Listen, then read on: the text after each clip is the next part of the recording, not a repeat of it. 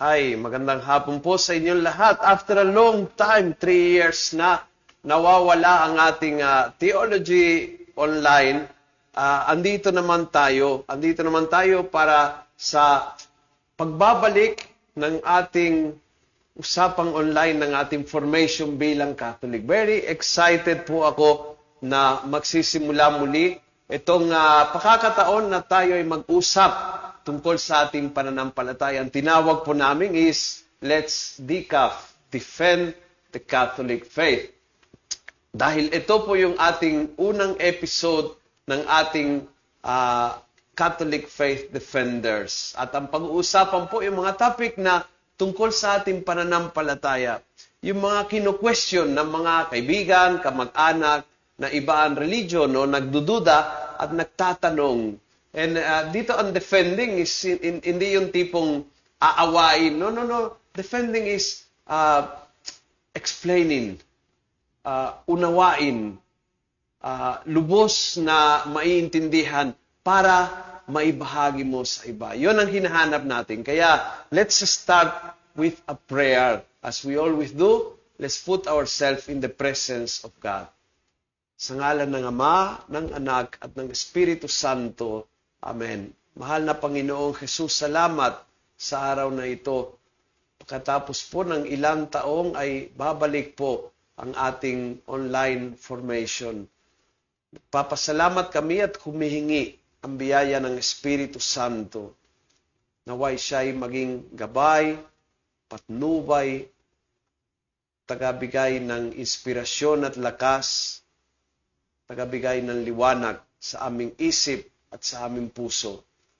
Panginoon, tulungan mo kami lumapit sa mga katotohanan ng pananampalataya para lalong unawain, lalong mahalin, at lalong may bahagi sa iba.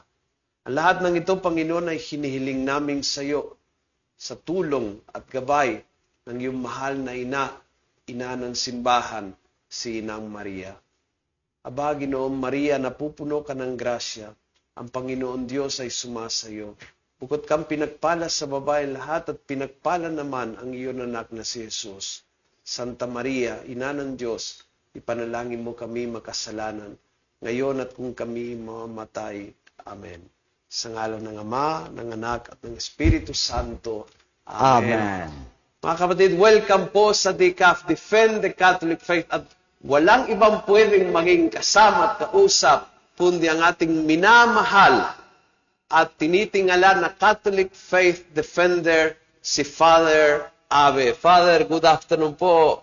Magandang araw po sa inyo, Father Luciano, at purihin po natin ang Panginoon sa pagbabalik ng ating programang Almusalita Apologetics, Defending the Catholic Faith, na ngayon dito sa ating programa. At kagaya nga po ng sabi ninyo, matapos ang ilang taong pananahimik dahil sa pandemic, muli po tayo bumabalik ngayon online para itutuhan ating pananampalatayang Katoliko. Very, very good. Father, bago mapunta diretso sa ating topic, that is the Eucharist, gusto kong sabihin sa ating mga audience na kung may mga question patungkol sa mga pananampalataya, may something na gusto niyong pag-uusapan, i-discuss, kindly share your topics na gusto niyong i-discuss in the future programs. We will have this program every araw ng Miyerkules, 3:00 ng hapon. So, present your topics and we will put them in order at pag-uusapan. Ganun din po, habang nagdi-discuss ngayong hapon, kung may question po kayo, don't hesitate to type your question in our Facebook pages, in the Diocese of Novaliches Facebook page, in Almusalita, at sa cross-posting sa lahat ng parokya ng Diocese of Novaliches. Please ask your question. There is no such thing as a stupid question. There is no such thing as a useless question. If you have a doubt, please share with us. Okay, Father, napakaganda ang topic na napili nyo. Kasi the Eucharist ay source of summit ng buhay ng simbahan. No? Ito ang umpisa, ang rurok ng buhay ng simbahan. And bakit naisip nyo as ang unang topic sa lahat ng pwedeng pag-uusapan, the Eucharist? Unang-una po kasi, kagaya nga po ng inyong nabanggit, Father, ang banal na Eucharistia at ang banal na Misa ay ang sentro ng ating pananampalataya. Sa pamamagitan po ng banal na Eucharistia, no ating tinatanggap ang katawan at dugo ng ating Panginoong Jesucristo. Kaya sabi nga ni San Pablo sa kanyang sulat sa mga taga-Korinto, no chapter 10, no verse 16, sabi dito, ang kopa ng pagpapala na ating pinagpapala, hindi ba ito pakikisalo sa dugo ni Kristo? Ang tinapay na ating nagpuputol-putol, hindi ba ito'y pakikisalo sa katawan ni Kristo? Sabi nga sa lumang Biblia, no, sa Written English, the bread that we break, isn't it our communion with the body of Christ? No, and the chalice that we bless, isn't it our communion with the blood of Christ?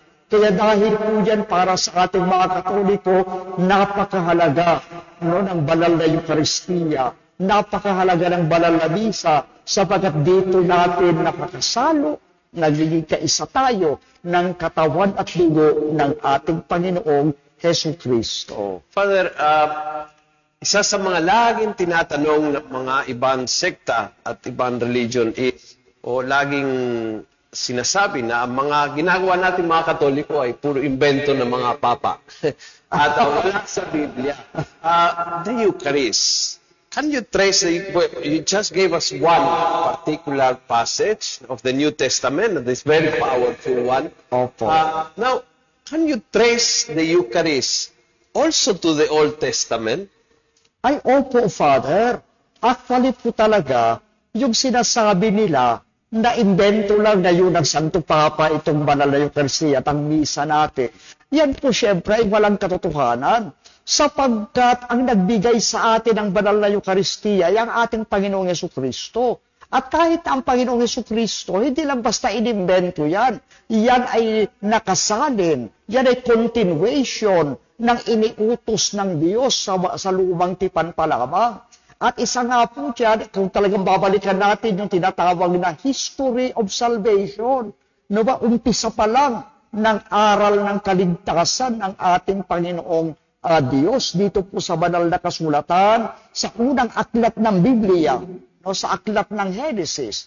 Genesis chapter 14, verse 18 at 19, ay ganito po ang ating mababasa.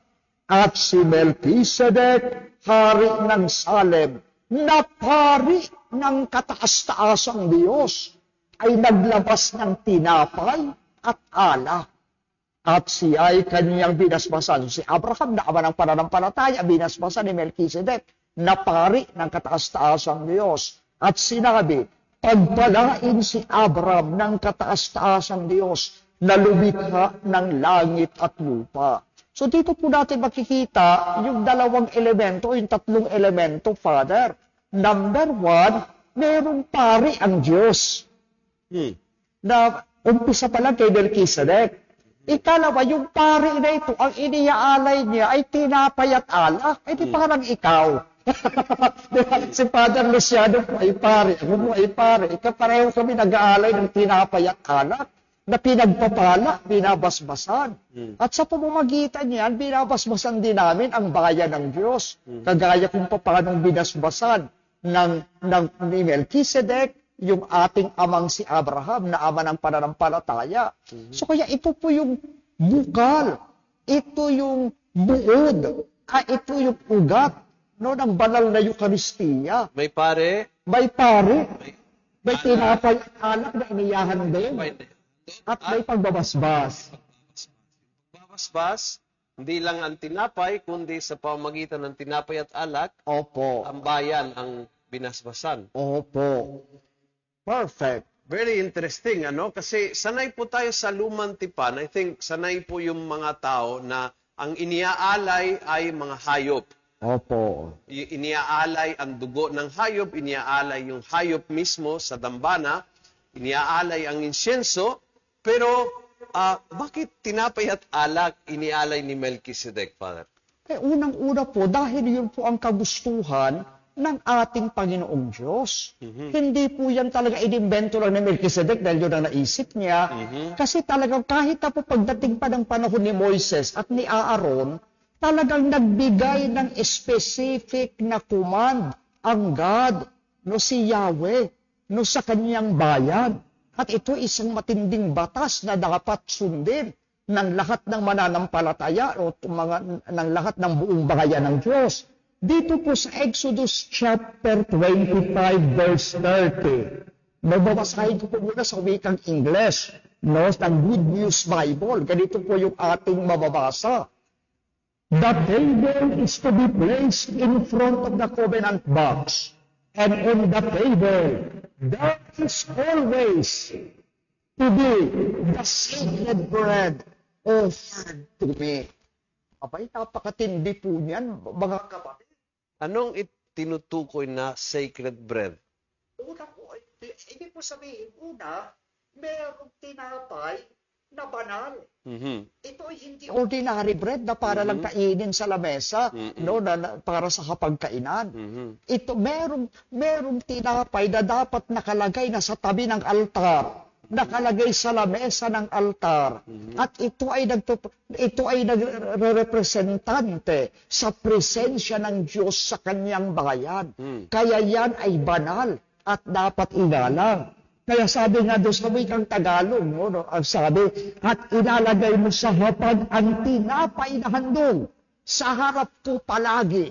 So it must be constantly offered to the Lord. Ginagawa naman po natin hanggang ngayon.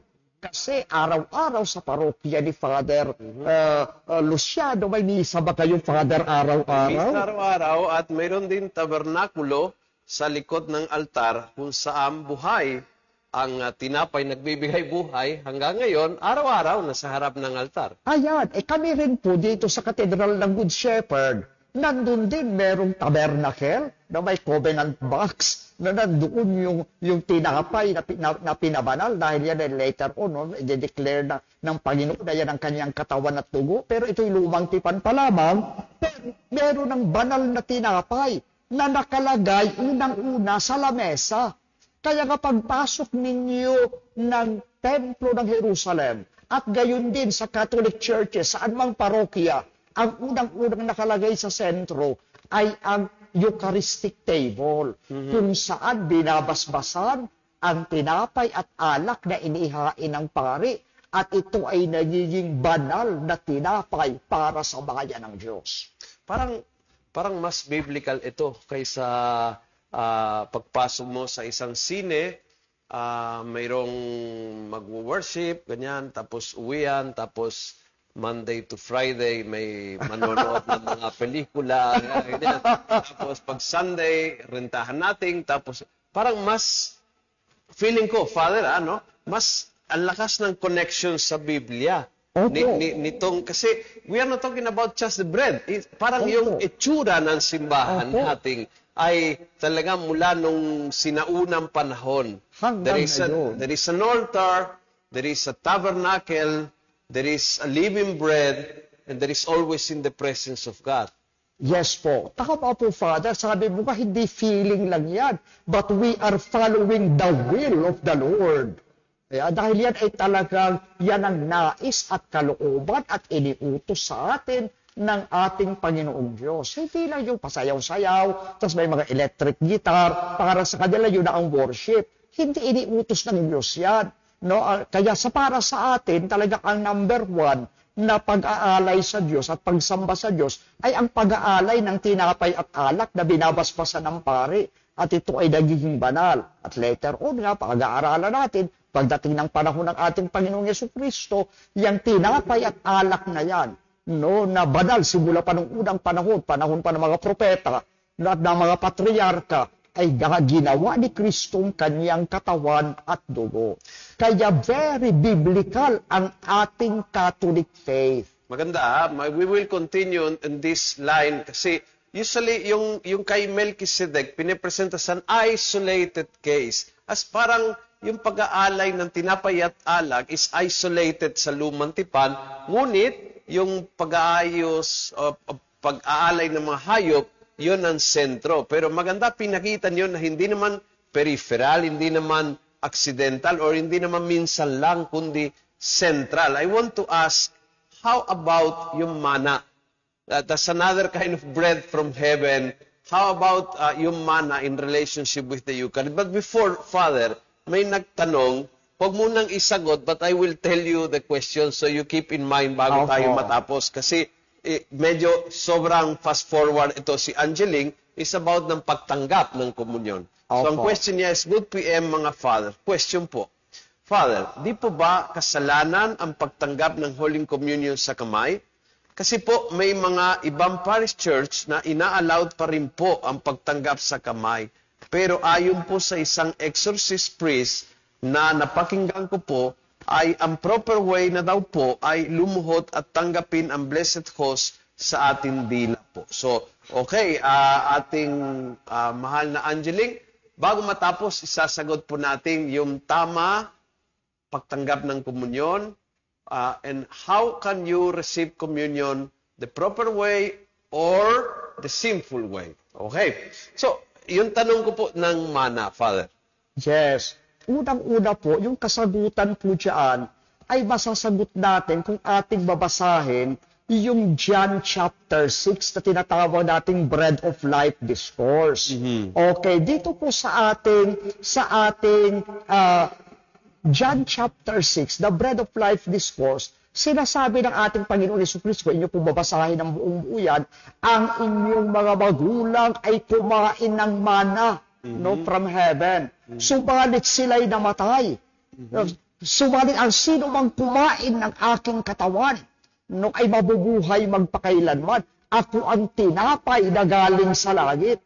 Kaya dyan po natin makikita, yung Holy Eucharist is greater than the manna from heaven.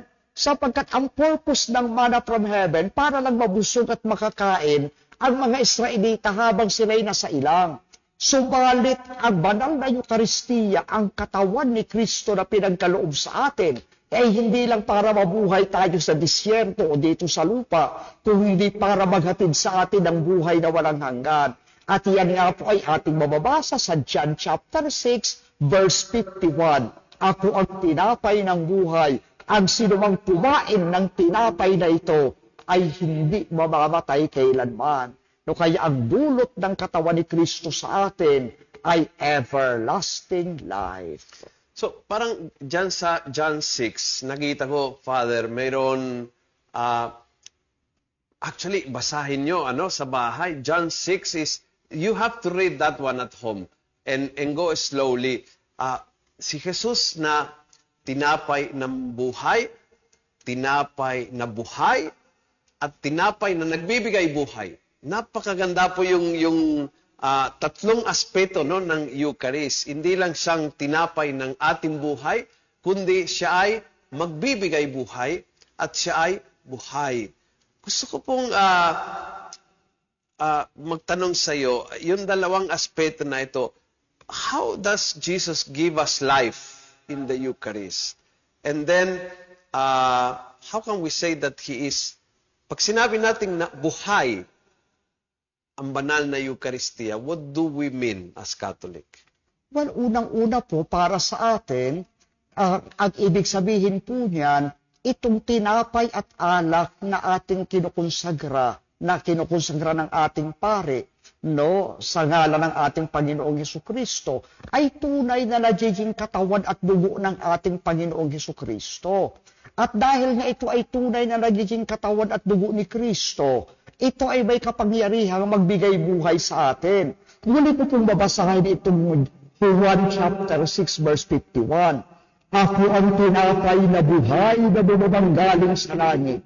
Kung ang sino man ay kumain ng tinapay na ito, siya ay mabubuhay magpakailanman. At ang tinapay na aking ibibigay sa ikabubuhay ng sanlibutan ay ang aking laman. Kaya yung salita po ito ng Panginoon, hindi yan naintindihan kagad ng mga apostol at ng mga Israelita. Sa paano namin kakainin ang kanyang laman? At paano namin iinumin ang kanyang dugo? Subalit nung nag-Last Supper ang Panginoong Jesucristo, Kumuha siya ng tinapay na walang lebadura at alak na mula sa katas ng ubas at sinabi niya, ito ang aking katawan, ito ang aking dugo. They realized na yung pagkain na tinutukoy ng Panginoon, yung tinapay ng buhay at ang copa de bendisyon, no, the chalice of salvation mentioned in Psalm 45 are fulfilled in the Holy Eucharist. Ang tinapay at alak na ito ay may kapangyarihang magbigay buhay sa atin sapagkat ito ay nagiging katawan at dugo ng ating Panginoong Hesu Kristo. Father, para sa ating buhay at nagbibigay buhay ang banal na Eucharistia. And yet we call it memorial. We call it memorial. Now, maraming napanood ko, nakita ko, ito recently actually kahapon, isang kaibigan ko sa Instagram na miyembro ng isang church, I think Victory Church. And they have, the moment, after the preaching or before, I'm not sure what part of their worship, there was a big flash in the screen, Holy Communion. Okay?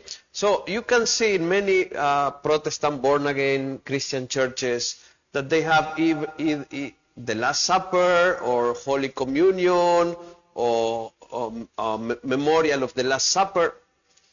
Anong kakaiba ng pakaintindi ng isang Katoliko sa banal na Eucharistia sa pakaintindi ng mga born-again churches ng banal na Eucharistia? They have Holy Communion, we have Holy Communion. Anong pakaintindi nila at anong pakaintindi nating bilang Catholic? Unang-una po, Father, nabanggit po ninyo sa unang bahagi ng inyong katanungan, yung sinasabi nilang pag-alala lamang ito. Kasi po, para sa ating pananampalatayang Katoliko, ayon sa ating understanding ng salita ng Panginoon, ito po, yan po ay kinuha mula sa 1 Corinthians chapter 11, verse 24, kung saan sinabi ng Panginoon ayon kay San Pablo, gawin ninyo ito bilang pag-alala sa akin.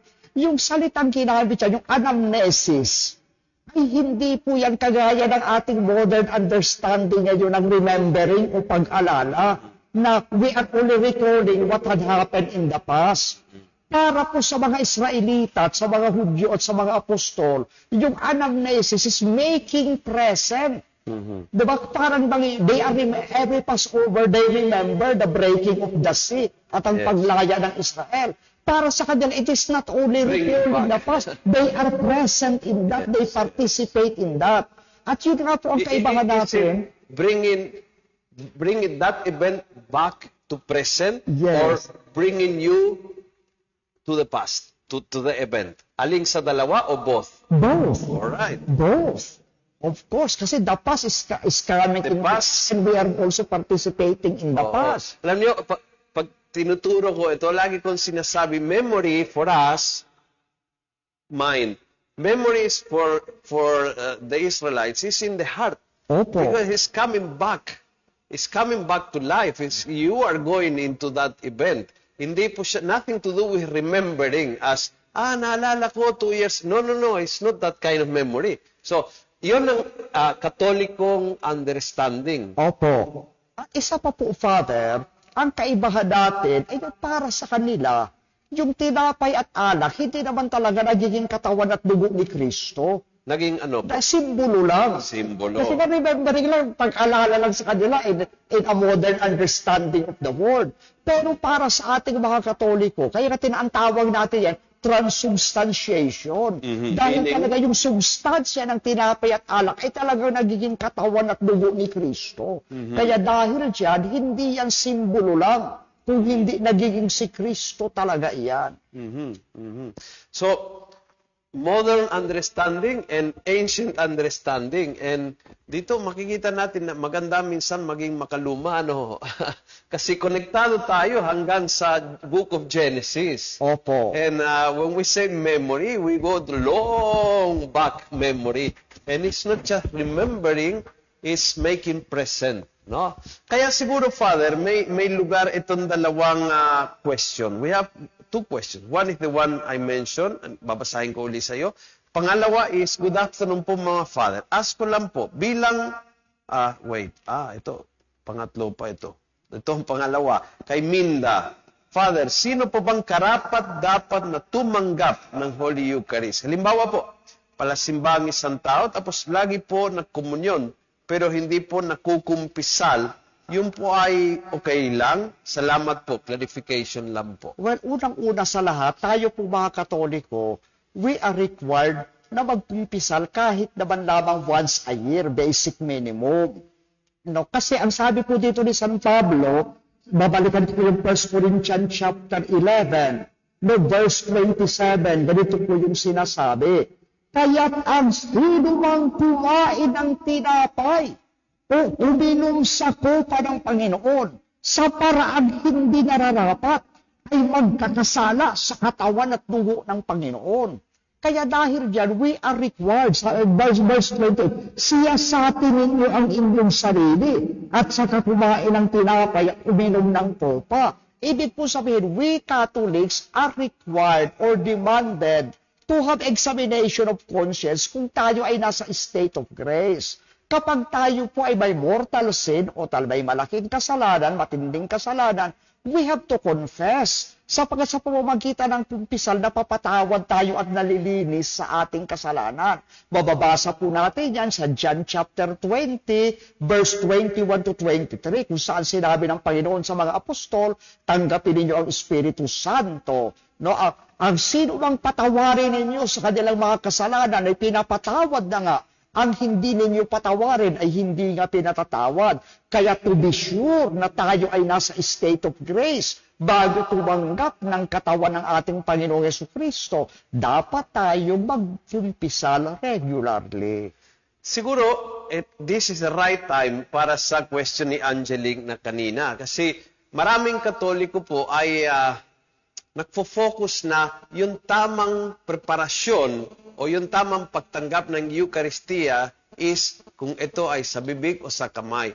Ang sinabi nyo, yung tama pagtanggap ng Eucharistia is sa grasya o sa kasalanan. So, yun is not about kamay o nakaluhod, nakatayo, is how am I in front of God, mayroon akong mortal na kasalanan, and therefore I cannot approach the Eucharist, or I'm in grace, and therefore I can approach the Eucharist. So, I think maganda po yung sagot nyo kasi ang unang pagkahanda sa pagtanggap ng komunyon ay hindi yung physical na attitude kung paano tinatanggap, sa bibig o sa kamay, nakatayo, nakaluhod, kundi ano ang nasa ating buthi.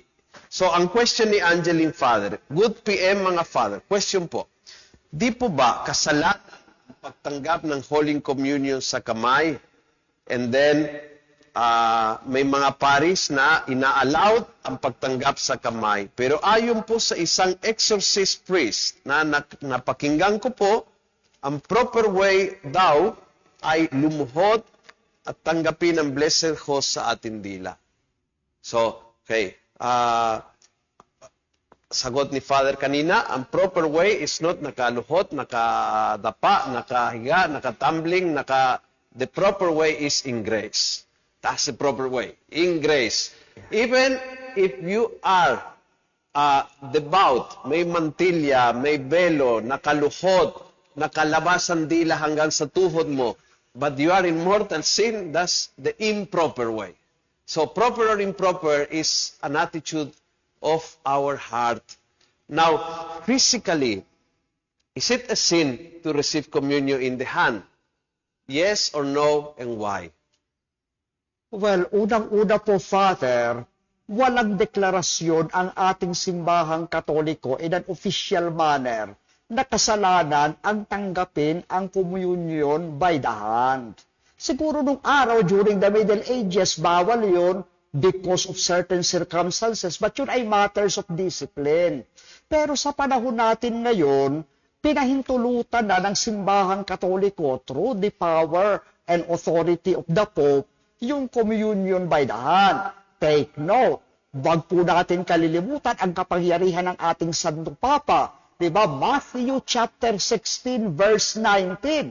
Pinagkakaloob ko sa iyo ang susi ng kaharian ng langit. Ano man ang talian mo rito sa lupa, ay tatalian sa langit. Ano man ang kalagan mo dito sa lupa, ay kakalagan sa langit. Teka, sino ang susundan ko? Yung Father Exorcist na sabi na bawal sa kamay, or yung Holy Father, the Pope, that allows receiving communion in the hand or in the tongue, standing or kneeling down? Sino po ang dapat sundin ng isang Katoliko? Ang opinyon ng isang particular na pare or ang directive, discipline ng ating Holy Father? Na-pinpoint mo na po, Father. With all due respect to that exorcist priest, he was only giving a personal opinion. Pero bilang mga Katoliko, ang dapat nating sundin ay ang Santo Papa. Dahil siya ang kahalili ni San Pedro na pinagkalooban at nagtataglay ng susi ng kaharian ng langit. Kaya pag ang Santo Papa ay nagdesisyon, nagbigay siya ng pahintulot, ay yan ay ating dapat igalang. Okay? So kaya pero kung siya, agree lang ako, tama ba? Kasi parang ganyan ang uso ngayon eh. Okay ang Santo Papa kung sumasang-ayon siya sa gusto ko. Yan. Kung sumasang-ayon sa aking opinion, then the Holy Father is holy and binding. Pero kung hindi ko type yung sinabi ni Pope, kung mas gusto ang sinabi ni Father, iko-question ko si Pope, tawagan ko siya modernist o kung ano-ano. yan po yung tinatawag natin cafeteria Catholic na namimili lang na kung ano yung gusto nilang sundin sa ating aral at sa ating disiplina. No? Hindi po tayo ganyan. Kailangan po natin ay decaf. Defend the Catholic faith. Amen. Amen. Kaya hindi po tayo dapat namimili. At saka concerning po doon sa pagluhod, actually, simula pa nung araw, panahon pa ng mga apostol, no, yun po, kahit tayo hanggang ngayon, yung Greek Catholic Church, yung Byzantine Rite Catholics, they are receiving the Holy Communion standing. Yan ay part ng patristic and apostolic tradition of the Church. Kaya hindi po, and besides, hindi naman sinasabi, hindi tayo lumuluhod sa Panginoon. Kasi buong konsagrasyon, nakaluhod ka na. Pagdating doon sa Agnus Dei, sa Lamb of God, nakaluhod na naman tayo. Those are more than enough. Di ba? After communion, bumabalik, lumuluhod sa upuan. Yes. Receive the Lord by heart or by tongue, and then kneeling or standing. And pagbalik mo sa upuan mo, lumuhod ka uli. Okay, so that's very clear, no? Receive it faithfully and devoutly. Yes. Standing or kneeling down. In your hand or in your mouth, both are allowed. Yes. Yung mahalaga, what will mark the difference if you can receive or not is yung budhi. Correct. May mortal na kasalanan, kailangan duman muna ko sa kumpisal. Yes. Nasa grasya ako ng Diyos, even if I have a venial sin, kasi we always commit sins, but if I have a venial sin, I can go to Holy Communion. Okay, so yung preparation is something internal. The way of receiving is optional, but yung mahalaga, whatever, standing or kneeling down, you do it with devotion, na ipinakita ang pagmamahal. Father, may tanong ng isang sakristan, si Federico Dayag. Good afternoon po mga Father. Ask ko lang po bilang altar server, ano pong dapat gawin if pagtanggap mo po ng Holy Eucharist, then they dip po sa Holy Blood, tapos may tumulo po sa sahig. Paano po dapat ang gawin sa Holy Blood na tumulo po sa sahig? Okay, kapag mayroong tumulong sa sahig, unang-una dapat kumuha yung pare, no? O yung mga sakristan. Kung si Father nagbibigay ng communion on the other side, hindi niya alam ang nangyari. Pero kung, dahil yan ay talagang number one duty and responsibility ng pare. He is the number one caretaker of the Holy Eucharist. So dapat kumuha siya ng basahan at tubig, no, at linisin yung dugo ng ating Panginoon na pumatak sa sahig. At pagkatapos, if it is possible, no, ay takpan muna iyon ng isang tela, no, para sa ganun hindi siya apak-apakan ng mga tao. It will be avoided for a while, no, at para po sa ganun hindi malapastangan ang ating Panginoong Hesukristo. So ang mahalaga lang po dyan, as soon as possible, dapat it will be treated with dignity and respect and honor, and at the same time, it must be cleansed immediately upang sa ganon ay mabigyan natin ng tamang paggalang ang dugo ng Panginoon na pumatak sa sahig. Si Selna Rodriguez Habagat, sabi niya, Amen. I experienced it was 2017 during Holy Thursday, the blood of Jesus flowing from the chalice. What is the meaning of that, Father? Ito po ba'y panaginip niya o vision or nakita niya talagang nagpo-flow ang blood of the Lord in the sacred chalice during the Mass? Kasi nga, ano po bang ibig niya sabihin doon?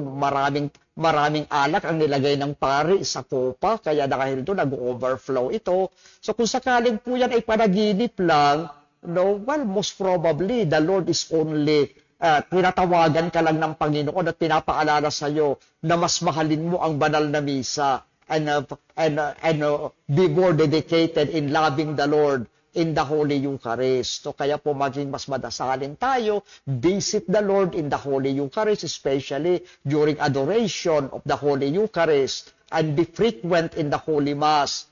Pero kung sakali po namang ayun ay talagang umaapaw yung alak doon sa kopa, literally, ayan po yung responsibilidad ng pari na asikasuhin. Dapat niyang linisin at ayusin iyon as soon as possible. Usually po naman kaming mga pari, hindi naman, konti lang yung alak na aming nilalagay sa kopa. Hindi po yan pinaaapaw. Upang sa ganon, hindi madesecrate ang dugo ng ating Panginoong Hesukristo. Tanong ni Ram Milano, sabi niya, both are allowed. May iba kasi extreme. Ano pa ba ang take natin sa mga extreme na nagsasabi na if you take communion in your hands is a sin, or may extreme na baliktad na pag yung tao ay lumuhod ay hindi binigyan ng komunyon. What can we say to this kind of extremist? Well, unang-una sa lahat, meron pong ancient saying ang ating simbahang Katolika sa norms of morality, in medio stat virtu. In the middle, there lies virtue. Ibig sabihin, hindi tayo dapat na talaga ultra-conservative to the point na sarado na ang utak para ng Pariseo. Hindi rin naman tayo too liberal to the point na talaga magiging modernist tayo. We must always be guided by the authority and wisdom of the Catholic Church through our Pope. Listen to our Pope and our bishops, and we will not lose our way. At gayon naman po, yung mga gustong lumuhod, hopefully ang ating mga pare, ikagalang sila. Kasi we have to respect. Kung gusto nilang tumayo, bigyan natin sila ng komunyon na nakatayo. Gusto nilang lumuhod, bigyan natin sila ng nakaluhod. Pero minsan nagagalit pa yung ating mga pare kasi sobrang dami ng tao. Halimbawa, nag-iisa lang yung pare. Nahihirapan siya, sobrang dami na.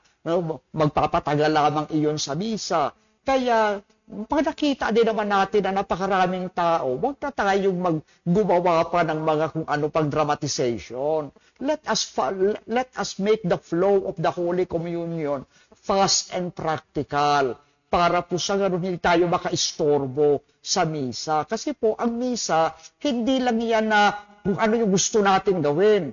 Diba? Kaming mga pari, may mga maraming isipin. Kasi kagaya po dito sa Katedral ng Good Shepherd, hindi namin pwedeng patagalin ang misa dahil oras-oras may susunod na misa. Kaya dahil po dyan, hindi po pwedeng habaan ang misa o etc.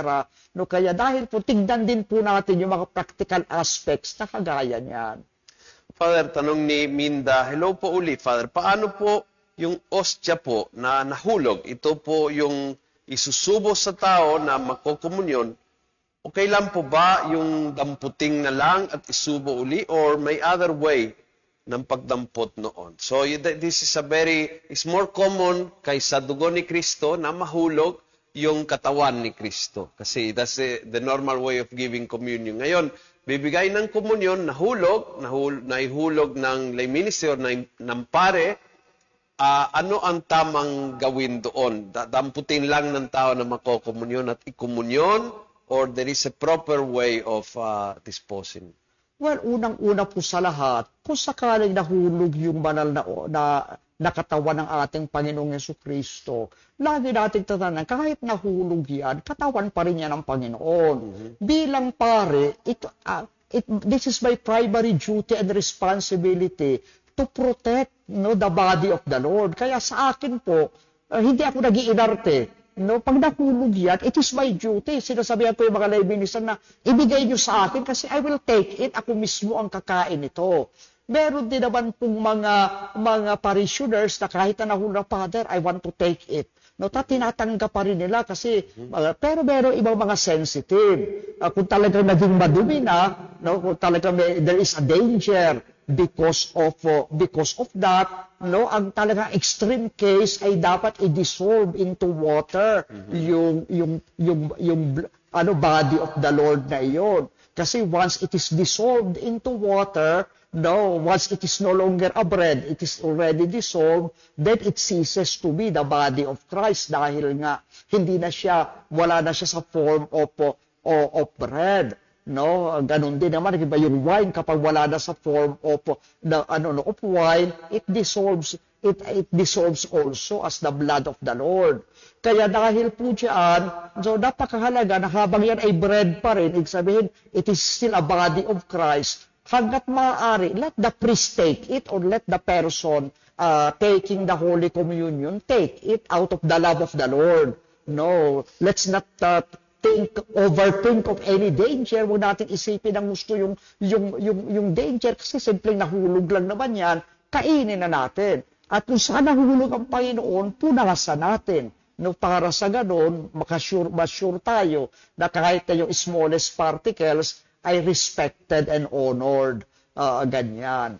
Pero ganun pa man,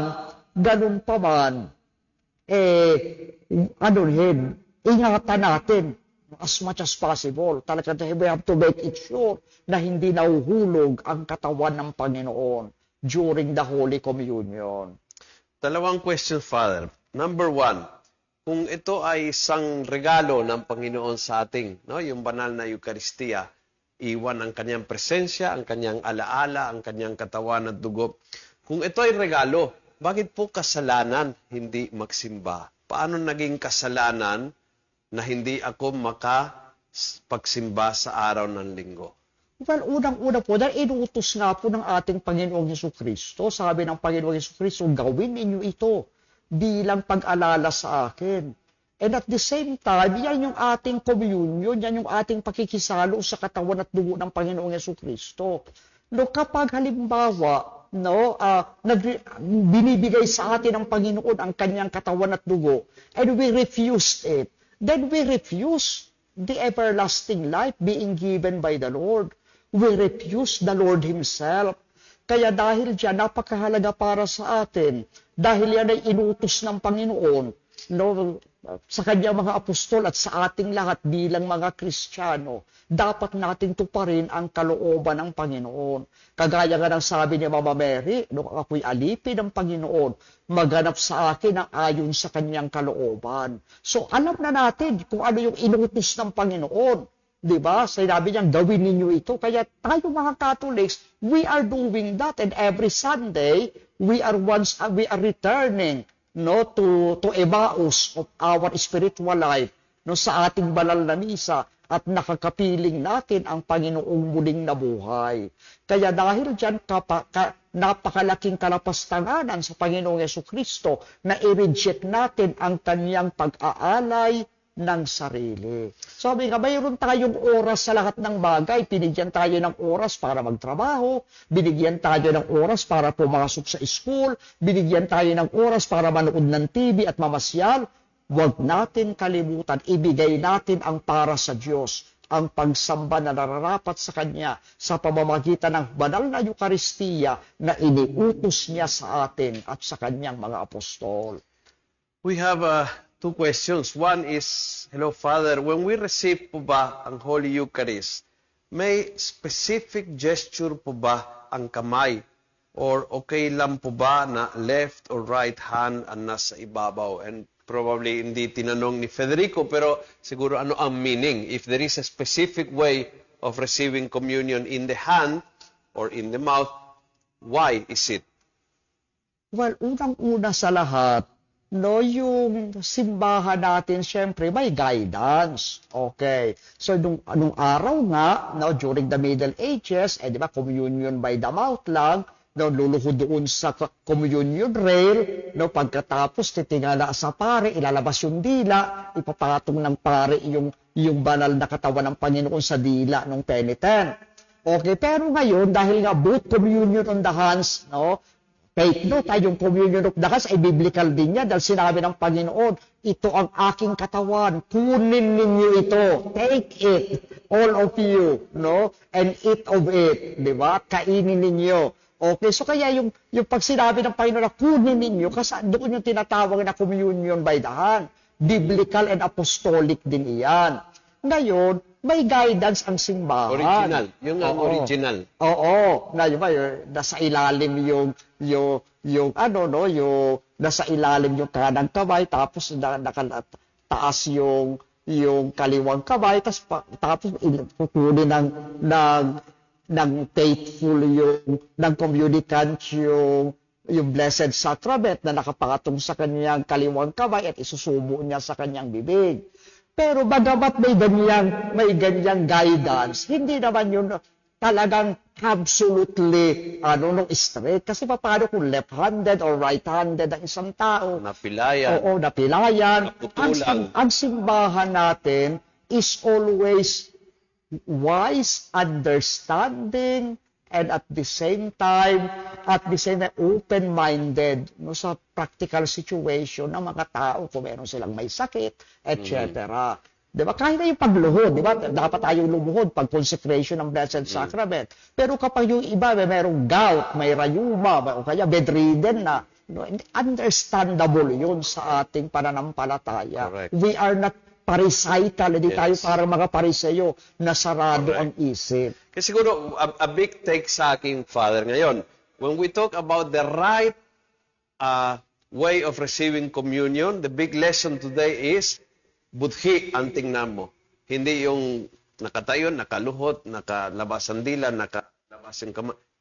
The externals are not the right way. The proper way of receiving communion is in grace. Opo. And the wrong way of receiving communion is in sin. Opo. That's it. Now, may isang question dito si Brian, isang altar boy also. Before that, I want to ask you, maraming simbahan ay palapit ng palapit sa pangunawa ng simbahang Katoliko ng ibig sabihin ng banal na Eucharistia. Some churches are very close and they believe in the presence of Jesus during the Mass. Now, something very Roman Catholic particular is we believe the presence of Jesus in the Mass remains. And therefore, we have tabernacles and adoration chapel. What is the reason na tayo mga Katoliko naniniwala na kahit tapos ng misa, hindi nawala ang presensya ni Jesus? At yung tinapay hindi bumalik sa tinapay. Nanatili itong transubstantiation. Naging katawan ni Kristo at nanatili. So, why do we Catholic have both tabernacles and adoration chapels? Well, unang-una po sa lahat, lagi nating tatandaan na nung sinabi po ng Panginoong ito ang aking katawan, ito ang aking dugo, hindi niya sinabing pansamantala lang itong katawan ko. Pansamantala lang ito na aking dugo. No, once it transformed into the body and blood of Christ, they remain as such.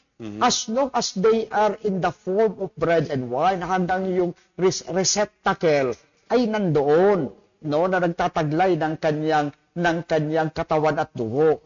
At isa pa, mula po sa lumang tipan pa lang, sinasabi na yung banal na tinapay, yung sagradong tinapay, they are bread of divine presence. and they must be present in the temple, no, forever and always. Okay. So, dito nga po sa may, sa may Book of Numbers, chapter 4, verse 7, sabi ng Panginoon kay Moises, there shall always be bread of presence on my table, on my sacred table. So sabi dito, sa ibabaw ng hapag ng tinapay na handog ay maglalatag ng isang telang asul. At sa kanilang ilalagay sa ibabaw nito ang pinggan at ang sandok at mga mangkok, mga pitsyel para sa mga handog na inumin. These are the patterns, and the rituals of our Catholic worship, And then at ang palagi ang tinapay ay malalagay sa ibabaw na yun. No, the bread of presence must always be there. Wow. So ibig sabihin yung banal, yung sagradong tinapay, they must be kept inside the temple. At noong nga lumang tipan pa yan, how much more now na yung tinapay na naging katawan ni Kristo, it must be preserved into the temple of God. Kaya nilalagay natin sa tabernakulo. At anong sabi pa? Ang tawag sa lumang tipan, the showbread. Kaya nilalagay natin sa monstrance para makita ng mga tao, to show it to the people. Ito nga, sakto, yung bagay para sa tanong ni Brian. But before I read the question of Brian, wala pa ni isa sa inyo nag-suggest ng topic sa ating mga susunod na programa. Kaya kung ano ang gusto ninyo na pag-uusapan para i-defend ang ating Catholic faith, please suggest some topics. Okay, itong question ni Brian. Dear Reverend Fathers Abe and Luciano, watching from Holy Spirit Vicariate, some time ago a thief stole a small gold monstrance containing the Blessed Sacrament from our parish Adoration Chapel.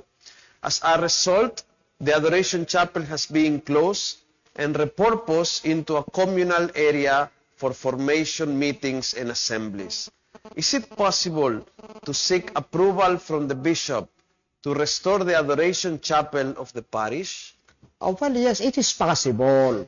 But you can petition, of course, and you can write the letter to the bishop, of course, with coordination, with approval of your parish priest. Oo, syempre, ang kura paruho natin, ang unang mangunguna sa atin, sa pagpipetisyon sa mahal na obispo para ma-restore ang Blessed Sacrament. Pero ginawa po iyon, dapat nating unawain sapagkat dahil hindi lang yung gintong monstrance yung inaalala natin. Ang inaalala natin din yung desecration ng katawan ng ating Panginoong Jesucristo. Kaya yun isinara para ipakita sa atin na tayong mga Katoliko dapat ingatan natin, protektahan natin, pabanalin natin, ang katawan ng ating Panginoong Jesucristo. Kaya dahil po minsan, Father, yung mga ganyan disciplines are meant to teach us a lesson. And siguro isa sa pinaka lesson na natutunan natin dito ay pinabayaan. Pinabayaan natin kasi kaya pumasok ang magnanakaw dahil walang tao sa loob. So, parang minsan ang discipline is, okay, sige, babawiin namin para makaroon kayo itong nararamdaman dito ni Brian, which is good. Yung parang gutom kayo, uhaw kayo, hinahanap talaga ang presensya ng Adoration Chapel. And hopefully, pagbalik, the Lord will not be there exposed in front of the door or in front of the wall, kundi in front of people. And I think ito isa sa mga aral sa ating. Yung ating Adoration Chapel, dapat puno. Dapat, sinasabi ko sa parokya ko, dapat pumipila ang tao sa labas bagong pumasok. Kaya mahalaga po ng pahalagahan natin. And so it's not just a place to have, but a place to use ang ating Adoration Chapel. Okay, very good. Let me see, there is from Angeline, Father, suggestion, topic is the divinity and oneness of God. Good luck, very good. Kasi po sa Jehovah's Witnesses, sa kanila po ay mas mababa daw si Jesus kaysa sa Ama. Father, samantalang tayo po ay three in one person. Okay, Opo. so Trinity, unity of God, and yun. Divinity of Okay, the Christ. Trinity and the unity. Okay, we will take note of that. Okay. Thank you very much. Well, we are 3 minutes to end. So if you have other suggestions, please write them now. And if you have any final question tungkol the Eucharist, ito po ang tamang panahon. I have one question na maraming tinatanong sa akin. Malinaw po yung presensya ng mga kaparian sa Lumang Tipan hanggang sa bagong priesthood of the New Testament. How about mga lay ministers? Saan po galing yung ministry na yan? Well, unang-una po, ang mga apostol ay meron silang mga tumutulong sa kanila. Halimbawa, nang buhay pa sila St. Peter at sila St. Paul, kasakasama nila sila San Lucas, sila San Marco, no, sila Barnabas at iba pang mga assistants nila. No, nung hindi pa naordinahan si Saints Timothy and Titus, nung mga binatilyong pa mga ito, ay katuwang na sila nila San Pablo. Okay, so ibig sabihin po, kahit anong panahon ng mga apostol, may mga lay persons na tumutulong sa mga apostol para gawin yung kanilang mga gawain. Ngayon, halimbawa, isang sakristan, di ba, si Saint Tacitus, yung tagadala siya ng Blessed Sacrament sa mga may sakit na nasa malayo na hindi na kayang puntahan ng mga pari nung panahon niya. No? Pinotekta ka dyan hanggang kamatayan yung Holy Eucharist. So yan po mga yan. Kasi po, nung araw, konti lang ang Catholics. For instance po, way back before Second World War II, ang Catholics all over the world ay 600 million. Ngayon po, we are 1.3 billion. Hindi na kaya na ating mga pari, na pari lang ang magpapakomunyon sa lahat. Kaya dahil ang ginamit ng simbahan ang kanyang kapangyarihan para bigyan ng authorization ang mga lay minister, extraordinary ministers of the Holy Eucharist, para magbigay ng Holy Communion. Once again po, yan ay prerogative ng Santo Papa. Ginamit ng Pope muli ang kanyang kapangyarihan bilang successor of St. Peter. Di ba? Ang kanyang pinahintulutan dito sa lupa ay pinahihintulutan sa langit. Kaya nga ang mga lay ministers ay commissioned by the Church.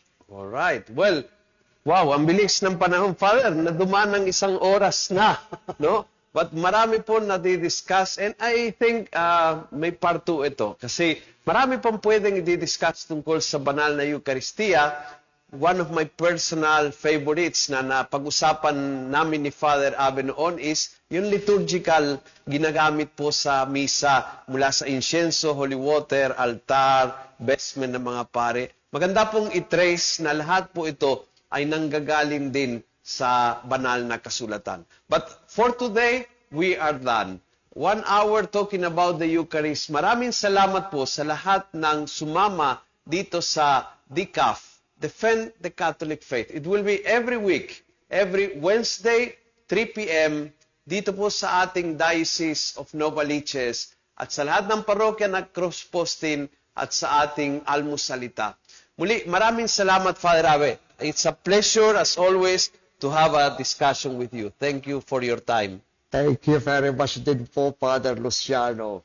And can I ask you, Father, to give us the blessing? Okay po, sa ngalan ng Ama at ng Anak at ng Espiritu Santo. Amen. Diyos na aming Ama, pinupuri ka namin sa araw na ito, sa muling pagbabalik ng Almusalita Apologetics Program. Maraming salamat po kay Father Luciano na iyong number 1 na kasangkapan para maipalaganap at maipagpatuloy ang programang ito. Hinihiling po namin sa iyo, Panginoon, na kami ay iyong basbasan. Puspusin mo po kami na iyong banal na Espiritu. Patatagin mo po kami sa pananampalataya, pag-asa at pag-ibig. Nawa, mas lalo pa naming mahalin ang Panginoong Jesucristo sa banal na misa. Nawa kaming lahat ay maging marugdob sa pagpupuri at pagsamba sa Diyos sa pamamagitan ng banal na misa. Nawa, Panginoon, tulungan mo kami at gabayan mo kami sa aming pang-araw-araw na buhay. Itinataas namin sa iyo ang aming Santong Papa Pope Francis, ang aming Bishop Roby, at ang lahat ng aming makakaparian at lahat ng mananampalataya ng buong Diocese of Novaliches, upang sa pamamagitan ng iyong pagpapala, kasama na ang lahat ng nanunood sa aming programa, kami ay maging karapat-dapat mong mga lingkod, ayon sa panalangin at gabay ng mahal na Birheng Maria at ni San Jose. Hinihiling namin ito sa pamamagitan ni Jesucristo kasama ng Espiritu Santo, magpasawalang hanggan. Amen. Amen. Sa ngalan ng Ama at ng Anak at ng Espiritu Santo. Amen. Thank you. Hanggang sa susunod na linggo. Thank you God bless po. Welcome back sa ating lahat.